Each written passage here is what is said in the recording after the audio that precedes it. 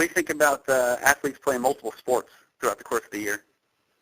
I think up until they're 13 or 14, they should be made to be honest. I have a daughter who's a pretty good athlete now who's 11 years old, and she loves hockey because she's around hockey all the time.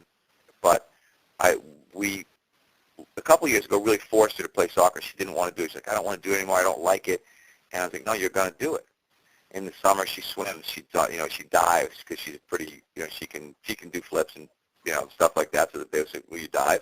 She was like, yeah, I'm going to dive. So she goes to diving practice, and she learns how to dive. And I really think that if you want your kid, if you really, as a parent, I think most parents want what's good for their kids, but they fall under the spell of these entrepreneurs who sell, let's say they sell soccer or they sell basketball or they sell baseball. And the only thing they can do is sell their sport year-round. So they try to sell the parent on, hey, you got to do this year-round. You got to be on my AAU team. You got to be on my spring team. You got to be on my winter team, my fall team, my summer team. And the reality is that's real bad advice for parents. If you want your kid to be a good athlete, it is imperative. We look at it sort of in pyramid form. When they're very young, they should play as many sports as they possibly can. And my daughter, again, when she was 10, she won the state championship in judo because we had her in judo.